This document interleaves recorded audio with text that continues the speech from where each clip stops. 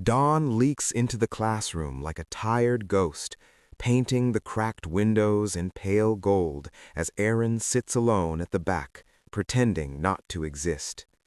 Students whisper around him, their shadows stretching long across the floor like proud banners that move on their own. When the teacher calls his name, Aaron rises slowly, a calm mask hiding the knot in his chest. "Summon," the teacher says, and every breath in the room holds still. Aaron presses his heel to his own shadow, and something cold climbs his spine. Around him, other students' UMBRA rise like living silhouettes, wings, beasts, masks, blades. Aaron's shadow quivers, then lifts only as a thin, blank shape, empty, silent, fragile. Laughter breaks somewhere, sharp, embarrassed, afraid. The teacher's eyes flicker, not with annoyance, but with something closer to pity. Beneath Aaron's feet, unseen by everyone, chains scrape through darkness far below, and something ancient turns its face toward him. The final bell rings, and the classroom exhales as chairs scrape and voices rise, while Aaron stays seated for one extra heartbeat, as if the air itself is heavier around him. He stands slowly, sliding his bag over his shoulder, pretending he doesn't hear the muffled whispers that chase him like insects. As he steps into the hallway, the world narrows into the echo of footsteps, lockers slamming, and the faint chill crawling up from the soles of his feet. Outside the school gates, wind brushes against him like a warning, rustling fallen leaves across the cracked pavement. He walks the familiar road home, but today, every lamppost, every corner, feels as if it is quietly watching him. A dog across the street suddenly stiffens, ears flattening, growling at Aaron's shadow even though it barely touches the ground. He forces himself to keep moving, pretending nothing is wrong, but the sound beneath his footsteps feels too hollow, as if something deep below is listening. The wind dies for a moment, the street falls silent, and his breath fogs, as if winter had suddenly arrived only where he stands. He swallows, tight and uncertain, then continues walking with deliberate calm, never noticing the faint dragging sound echoing far beneath the asphalt.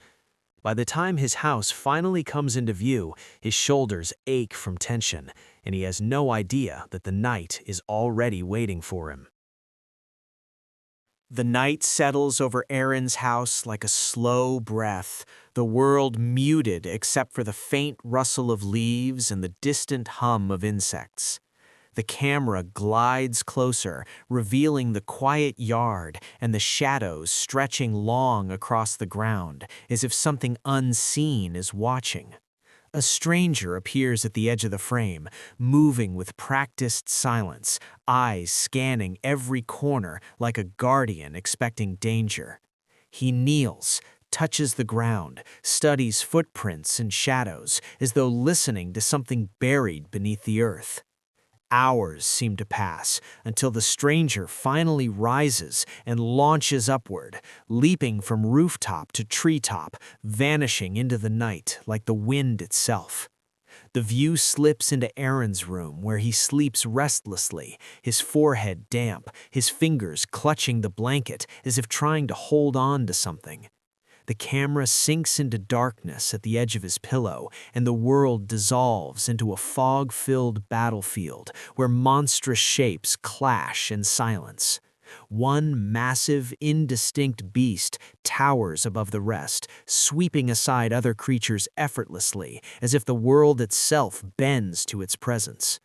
The dream shifts. A young boy runs through the forest, clutching a baby wrapped carefully in clean cloth, breath sharp and desperate.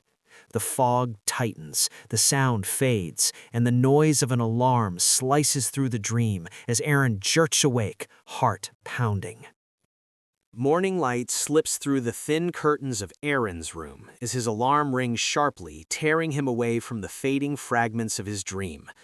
From downstairs, Becky's voice calls out with practiced urgency, telling him breakfast is ready and reminding him he will be late for school. Aaron groans softly, but answers that he is coming, swinging his legs down as the weight of the morning finally settles in. The scene cuts to the kitchen, filled with the comforting aroma of fried eggs and garlic rice as Becky moves calmly between the stove and the table. Becky sets the final dish down and casually asks Aaron how school has been while he sits at the table. Aaron shrugs and replies that school is fine, talking about classes and teachers as if nothing unusual ever happens.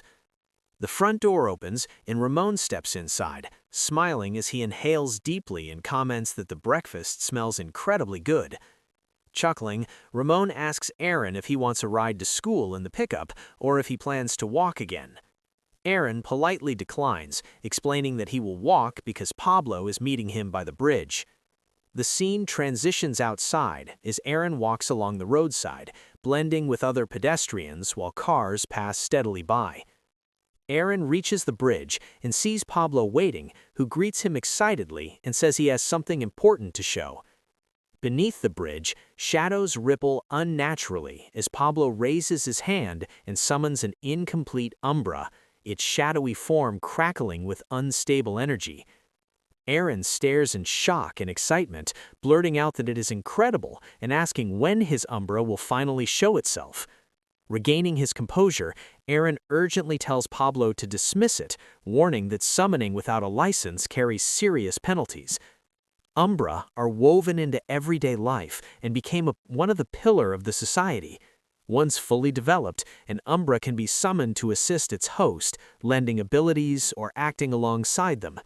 In rare cases, an umbra may fully merge with its summoner, but such fusion demands extraordinary mastery. Only S-rank summoners possess the skill to unite body and shadow as one. Countless umbra exist, each with unique traits, abilities, and temperaments. To maintain peace and order, umbra summoning is strictly regulated due to its misuse in crime and violence. Trained enforcers are among the few permitted to summon freely. Their A and B rank discipline ensure umbra are used to protect rather than terrorize.